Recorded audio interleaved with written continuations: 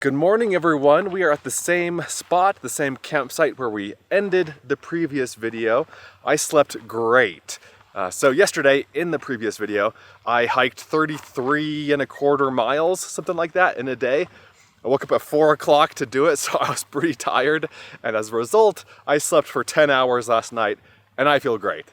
And I'm ready for the day's adventures. So we're gonna start off going into these mountains over here, driving into these mountains.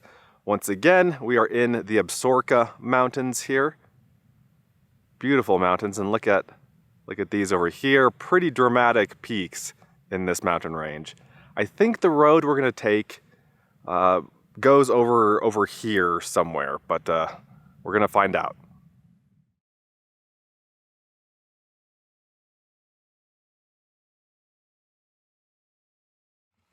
The theme of this video is me exploring 3 epic Wyoming mountain ranges through roads and some trails that I've never been to before. And so yeah, we are starting here in the Absarokas, then we'll explore another couple mountain ranges after this.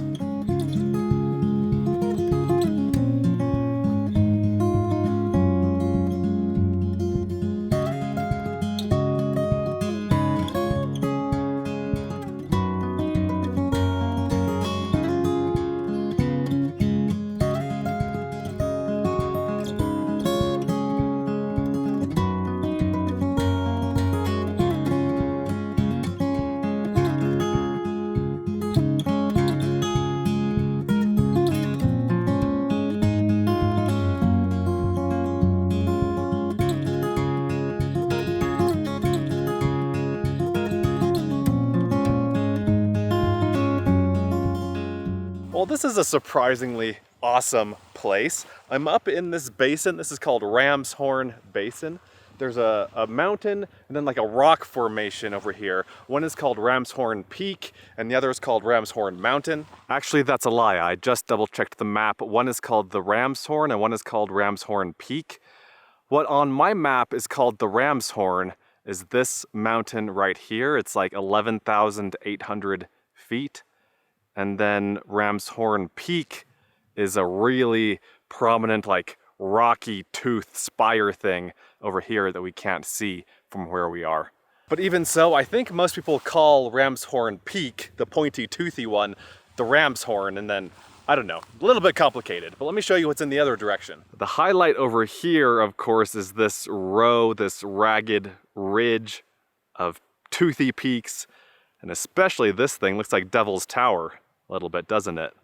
So that is called Bodeker Butte or something. I mean, I don't think I'm saying that right, but that is an impressive mountain. That is 10,000 something feet also. And then I've been standing out in the middle of this meadow area. It looks like this was a pond at some point, but it's been filled in. Also, behind me from on top of this little ridge thing, you can see a beautiful creek running over there. According to my phone, we're at 9,172 feet up here.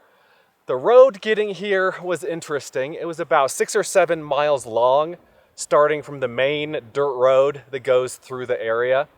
The first half, maybe a little bit more than that, was a great graded gravel road, and then it narrowed, it got steeper, it got rockier, and it just started twisting and turning a little bit more.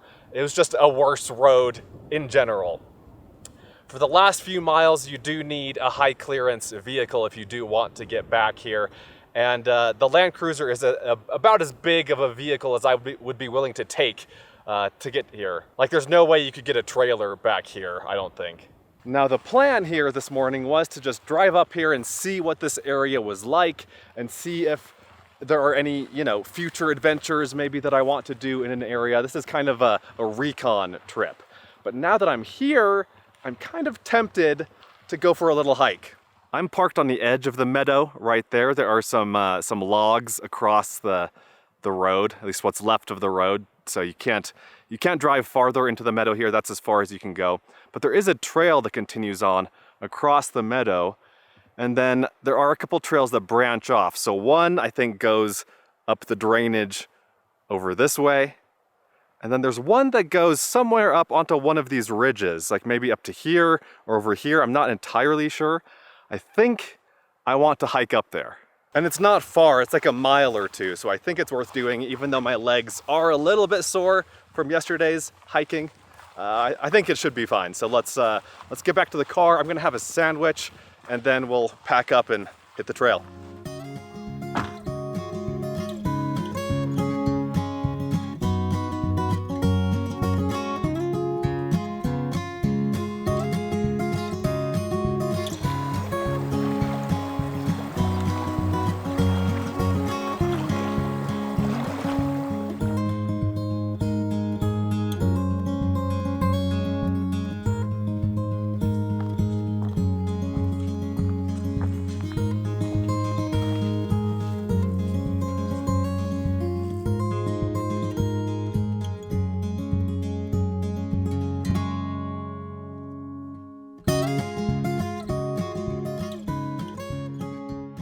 Well, I've been hiking for about an hour and a half. I've gone 2.5 miles.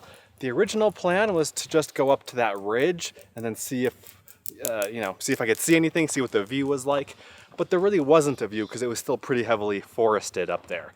And so I was looking at the map and I saw a lake on the other side of the ridge, just like another half mile beyond it. So that's what we're hiking to now. And it was totally worth it because look at that view. So this is Deacon Lake, but this beauty is called Cathedral Peak. Look at that thing. What a complicated mountain, and that horn on the end, that spire. Unbelievable. That is so cool. Let's get a closer look down at the lake.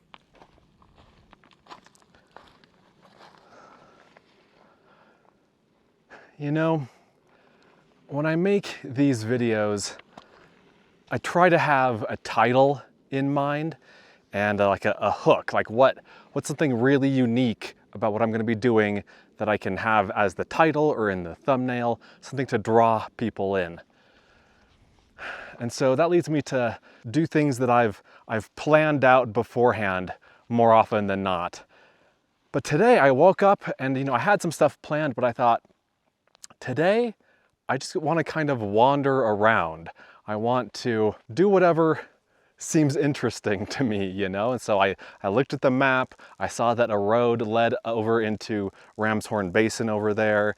And, just wandering around, I think is seriously underrated. It's great to have a plan. It's great to have things that, you must see, you must do. But by wandering around, you find places like this too that are just completely obscure but absolutely incredible. Maybe curiosity is a better way to describe it. Looking at a map, wondering what that place looks like in person, seeing a ridge, wondering what's on the other side of that ridge. A lot of times, if it's just me doing what I want to do, that's what really drives me forward. Unfortunately, that doesn't always necessarily make for the most compelling YouTube videos, so a lot of my trips do require more planning and more research and all that sort of thing, which is great too. I enjoy doing that stuff, but it's so fun to just stumble across places like this. And the water here is gorgeous. I don't know how well it'll come through on the camera, but in the shallows, it's very clear. Then you go out a little bit deeper and it's beautiful blue-green, turquoise.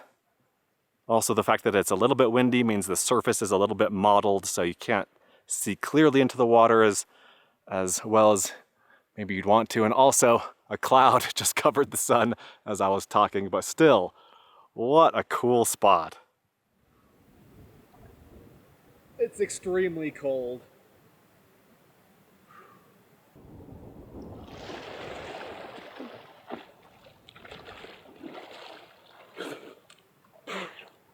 Oh, so cold. Feels good though. I haven't showered in 3 days. Absolutely brutal. Oh.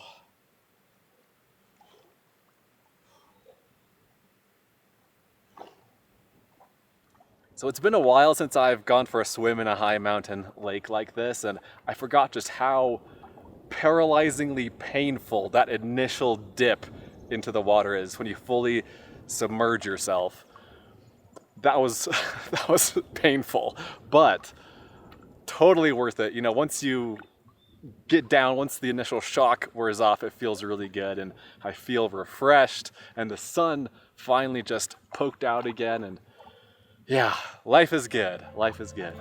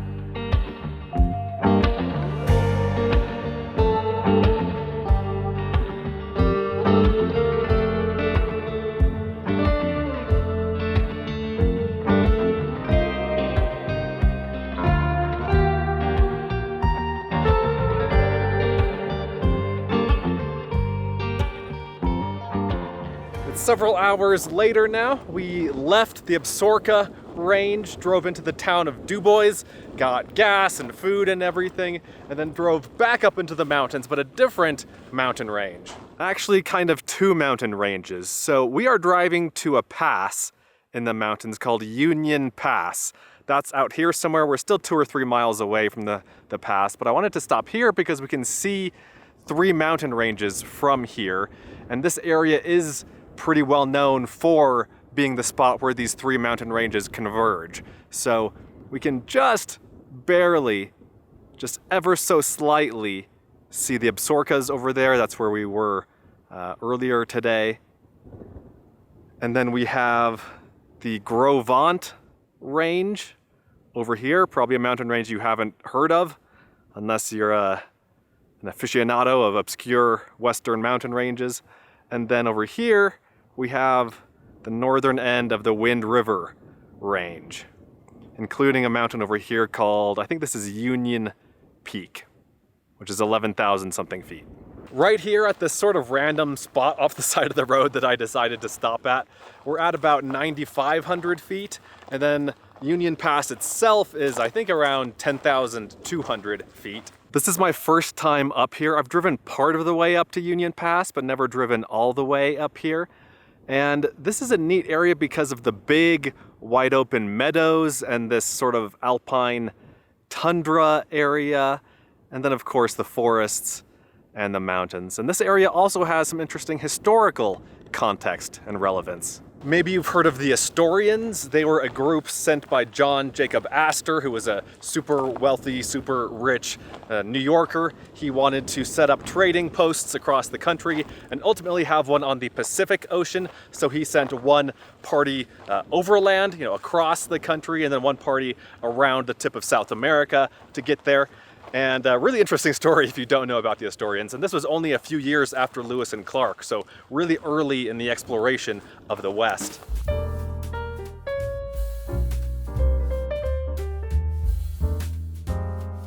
And before that time, before the Astorians, this was used occasionally by mountain men, but then also frequently by Native Americans. This area, in addition to being where a few different mountain ranges meet, is also where there are some big valleys like on the sides and big river drainages. And so this was a relatively easy way to get between those major drainage systems.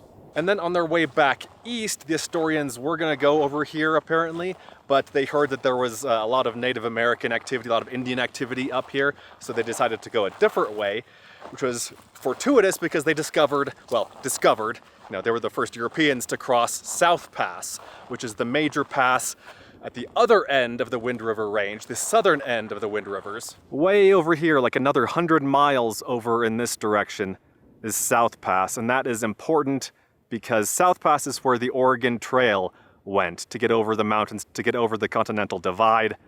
Also, the California and Mormon trails used the same route. So yeah, cool area, interesting history, and just lots to explore up here. There are dirt roads going in all kinds of directions from up here, so if you're the kind of person who likes to bring your camper up into the mountains, or if you like to have a base camp and then set out on your side-by-side or your dirt bike, this is the kind of place that I think you would really appreciate. Okay, actually looks like we have about 5 miles left to the pass. And by the way, the Land Cruiser here just passed 198,000 miles on it. I think it had 140 something thousand miles on it when I bought it. Okay, no, the map just reoriented itself. I have 2.5 miles to go to get to Union Pass proper. But yeah, we're getting close to 200,000 miles on this bad boy. The RAV4 is already there. The RAV4 has like 208,000. I think Cassie's car, her Highlander, I don't remember how many miles that has, but it's 100 and something thousand. Pretty neat. These are good cars. I really like early 2000s Toyotas. I think they're a good mix of all the modern touches you want, but then also nothing too intrusive and annoying on you. Okay, let's see. Union Pass interpretive site. Is that... Okay, I guess that's that little dirt road that I just passed.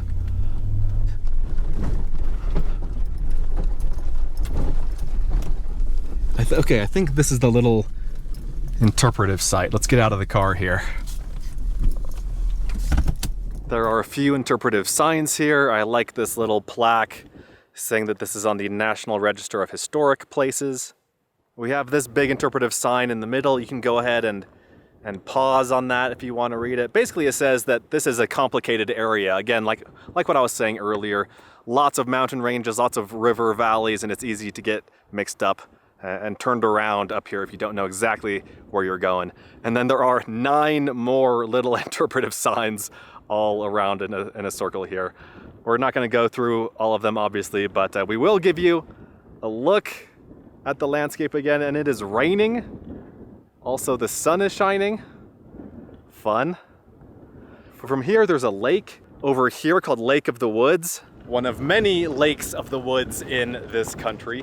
And I don't really know what to expect. Like, I haven't seen any pictures of it. I don't know if it's like a muddy, marshy lake, or if it's like a nice lake you could, like, you know, fish, and if there are boats out there. I don't know. Let's go take a look.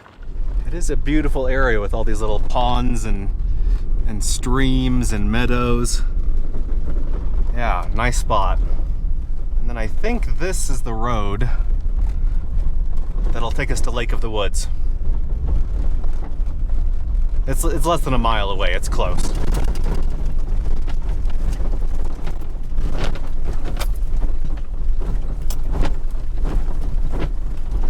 This is not a terrible road, but it's surprisingly bumpy. Oh, and there's the lake.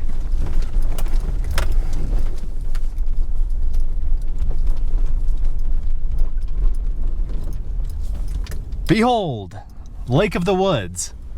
Yeah, not that big of a lake. There are a couple of kayaks and a boat here, though. That's interesting.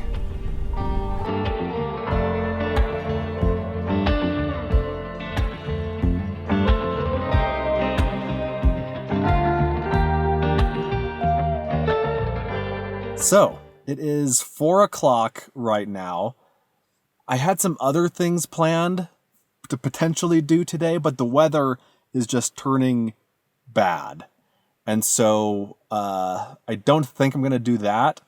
I think what we're going to do is drive the rest of the road going down the other side of Union Pass. So we came up from the DuBois area. From the highway to here, it was about 15 miles.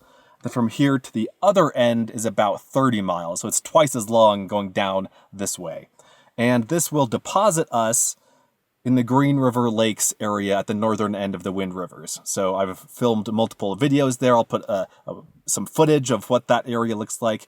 This isn't going to drop us off like right there, but it'll drop us off on the road to that area. And then I don't know what I'm going to do. I don't know if I want to go into Pinedale, which is the closest town over there, and find some dinner, or if I just want to, go find a campsite somewhere, or maybe I don't even get there. Maybe I just find a really cool campsite on my way down the mountain over on this side, and then I just decide to stay there. I don't know. Wish me luck. I don't know what we're gonna do, but we'll figure something out.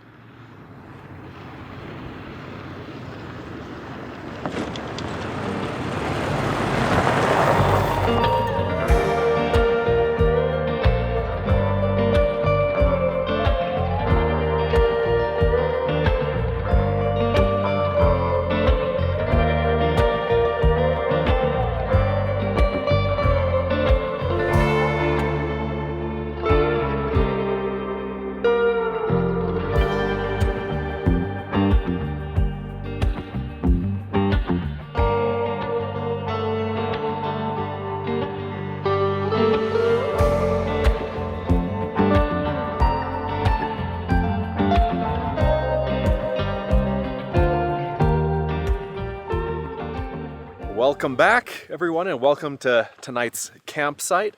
I didn't go all the way to the end of the road. I didn't do the full 30 miles. I'm like 5 or 10 miles from the end.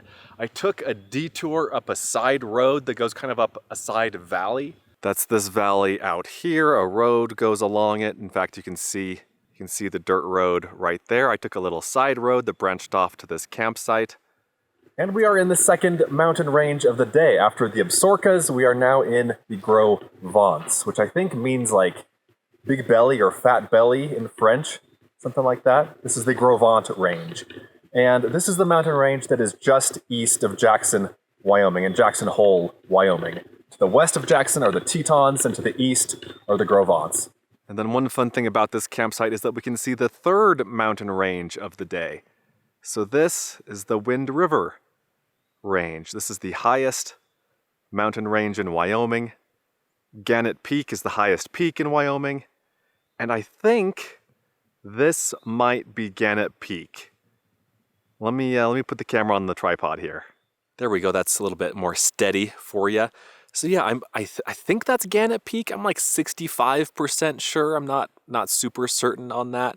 If it's not Gannett Peak, then it's some other 12 or 13,000 foot mountain. But yeah, you can see that glacier coming off of this side of it. I have climbed Gannett Peak. I did that, 3 or 4 years ago. I'll put that video down below if you want to check it out. Just an epic climb up a really, really cool mountain. And then another interesting thing, as I was driving that 20 miles down from Union Pass, I started to see cyclists all of a sudden. First it was just one guy. He was stopped at a creek filtering some water. Then I saw another guy. Then I saw a group of 2 people. Then I saw a group of 3 people. And so I stopped next to the group of 3 people. They were kind of pulled off on the side of the road, and I gave them some cold sparkling water, and they were appreciative of that. And then I took their trash from them. I'll come back to that in a minute. But I got talking with them, and I was like, so what's going on? Why are there so many cyclists all of a sudden? And they said that they were riding the Great Divide mountain bike route. I think that's what it's called. And I thought, oh, I remember what that is. So that's kind of the mountain biking equivalent of the Continental Divide Trail.